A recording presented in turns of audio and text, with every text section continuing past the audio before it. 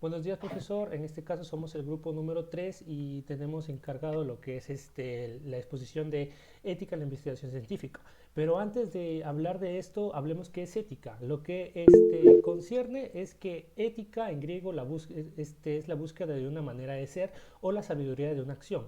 A este título, la ética es una parte de la filosofía, la que dispone la existencia práctica según la representación del bien. Sin duda son los estoicos los que con más constancia han hecho de la ética. Como sabemos, la ética es la que refleja cuán buenas o malas son nuestras acciones y va de la mano con la conciencia, ya que es la capacidad de una persona para reflexionar. Por lo tanto, cuando alguien aplica una sentencia ética sobre una persona, está realizando un juicio moral. Disculpe. La ética, pues, estudia la moral y determina cómo deben actuar los miembros de una sociedad. Por lo tanto, se la define como la ciencia del comportamiento moral. Ahora mi compañero Juan le explicará las ramas de la ética. Por favor, Juan. Sí, en cuestión sobre las ramas de la ética, se saben que son tres y que son interdependientes y trabajan en conjunto, que son la metaética, la ética normativa y la ética aplicada. En cuestión de la metaética, se sabe que se trata del estudio del origen y el significado de los conceptos morales. Los límites del campo de estudio de la metaética no están claramente definidos porque se propone una visión de conjunto de la disciplina y así puede abarcar temas muy amplios. Y los investigadores también reconocen al menos dos grandes líneas de estudio de la metaética, que son los enfoques metafísicos, que analizan en sí la noción de bien, que es objetiva o subjetiva. Es decir, si el bien existe independientemente del ser humano o si es una invención cultural. Y el segundo son los enfoques psicológicos, que estudian las cuestiones psicológicas involucradas con la ética. Por ejemplo, el deseo de aprobación social, el miedo al castigo o el alcance de la felicidad. Por segundo, la ética normativa estudia los valores morales a fin de construir estándares mínimos que orienten la conducta de las personas hacia el bien común. Y estos estándares pueden basarse en un principio único o pueden basarse en un conjunto de principios. También se reconocen tres grandes líneas de investigación dentro de la ética normativa, que la primera es las teorías de la virtud, que proponen cultivar la virtud como fin en sí mismo, por medio de los buenos hábitos del carácter. Y las teorías del deber, que son llamadas también deontologías, que se basan en principios obligatorios, como cumplir con las responsabilidades independientemente de las consecuencias. Por último, las teorías consecuencialistas, que estudian la relación de las acciones con consecuencias acarreadas, evaluando el coste-beneficio del proceder ético. Y la ética secular y la ética religiosa también corresponden en cierta medida a la ética normativa. Y la ética secular viene a ser conocida también como una ética laica, que se fundamenta en las virtudes intelectuales como la racionalidad, el pensamiento lógico y la empatía. Y la ética religiosa se basa más que todo en las virtudes espirituales teólogo, y teologales, que en nombre de conceptos son trascendentes, que varía de una religión u otra. Por ejemplo, puede ser los principios de la ética cristiana, que son la solidaridad, la justicia y el amor. Por último, la ética aplicada estudia y aplica las cuestiones éticas a situaciones concretas. Para que pueda hablarse de ética aplicada, también se deben cumplir dos condiciones: que se aborde una cuestión moral y que el tema sea controversial. Algunas de estas situaciones morales controvertidas pueden ser la pena de muerte, el porte de armas, la eutanasia o la maternidad subrogada, o también la fabricación de armas biológicas. Y como ejemplos de ética aplicada podemos mencionar los siguientes éticas, que es ética profesional, que se refiere al conjunto de principios y criterios que rigen las acciones de una persona en el ejercicio profesional. La ética jurídica, que como su nombre dice, orienta a los principios que conducen a la práctica del derecho. Y la ética médica, que estudia y determina cuáles son las acciones correctas que debe tomar un profesional de la salud frente a situaciones de conflicto entre lo moral y el deber profesional. También la ética docente, que establece principios y derechos por los cuales el maestro o profesor debe regir su actividad docente, así como su relación con los alumnos y con la comunidad educativa.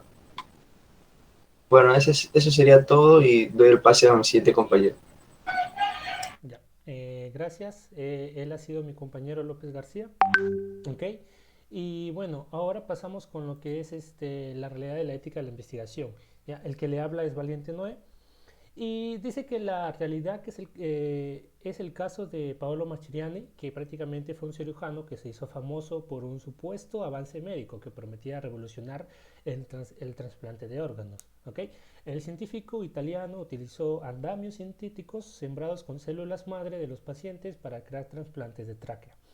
Sin embargo, resultó que sus experimentos en humanos no tenían una base de investigación preclínica sólida, no tenía una buena base, mejor dicho. Al menos 7 de los 9 pacientes que recibieron el tratamiento al final acabaron muertos.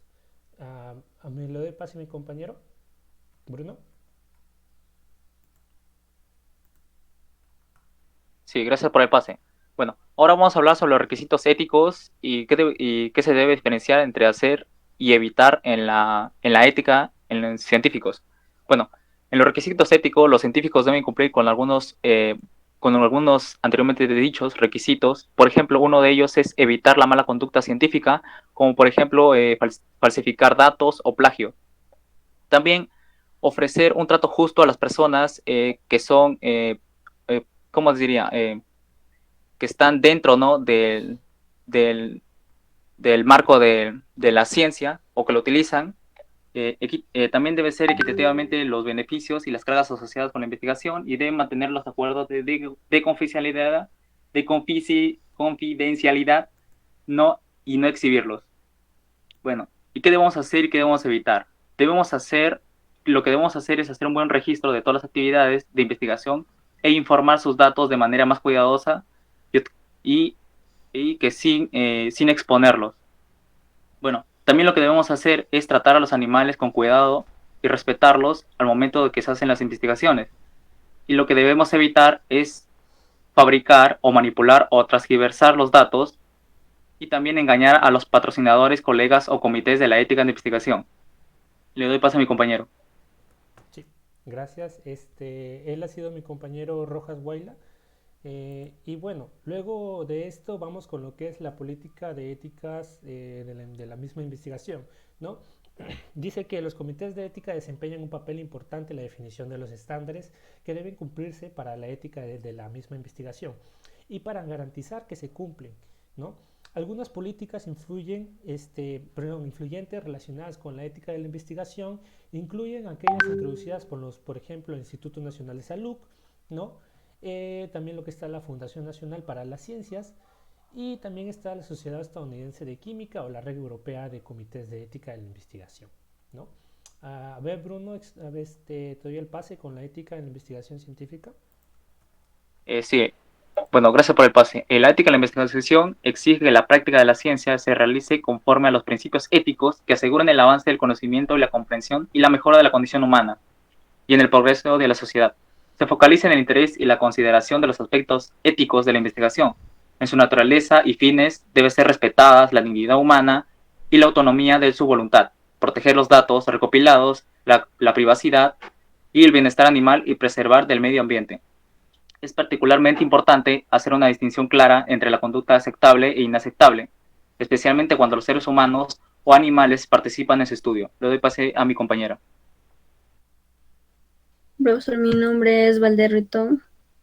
Y bueno, la importancia de la ética en la investigación científica es que debido a que las investigaciones científicas se pueden realizar tanto en seres vivos como también en los que no tienen vida, diferentes estudios e investigaciones indican lo siguiente. El autor Sharon Freche, en 1994, en su libro, quien cita al Consejo Sueco para que la investigación de las humanidades y ciencias sociales, en 1982, indica que existen 3 tipos éticos, los cuales son: 1, el sujeto experimental que debe dar su consentimiento libre a la investigación. 2, que los científicos tienen el derecho de decidir las condiciones en las cuales ellos participarán. 3, el dato recolectado no puede ser usado para otros fines que no sean investigativos, que no sean principalmente científicos. Luego tenemos el autor que se llama Bruch, el 2007, indica que para que una investigación científica sea considerada como ética, la hipótesis debe ser razonable, aptas para el desarrollo honesto, que tenga una gran capacidad de ser complementada para obtener respuestas y que esto no tenga ningún riesgo al momento de que esto se realice, ¿no? Luego tenemos a Shane Racing, que son dos autores. En el 2009, ellos identificaron que la conducta ética en las investigaciones científicas es importante. ¿Por qué? Porque esto ayuda a fomentar la colaboración, la cooperación y la confianza que existe entre los científicos y con los objetos de estudios, por así decirlo. Porque estos objetos de estudio, al investigar, cumple con la responsabilidad social y evitan o minimizan el escándalo de los comportamientos antiéticos o también escándalos ilegales, ¿no? Luego tenemos que la ética tiene diferentes consideraciones que dependen totalmente de acuerdo al ambiente cultural de cada país o de cada sociedad, que también se implica a los habitantes que están en estas sociedades, ¿no? Que los comportamientos éticos se forman desde el hogar y que con esto, pues, sus aprendizajes de valores y con la profesionalización que ya tienen, dichas costumbres se elevan. Es decir, que si el objeto de estudio es un ser sin vida, el científico deberá poner en práctica sus principios éticos que ya aprendió en su casa o a lo largo de su carrera, que ayuden a la sociedad a que haya una mejor investigación, sin que este científico tenga un beneficio propio o que busque algo para su propia beneficencia, sino que al ser un objeto que no tiene vida, el científico debe respetarlo y sin dañarlo. Es decir, que la ética es importante para los científicos, ya que esto resalta su estudio al ser considerada una alternativa que ayuda a la sociedad. Le doy pase a mi compañera.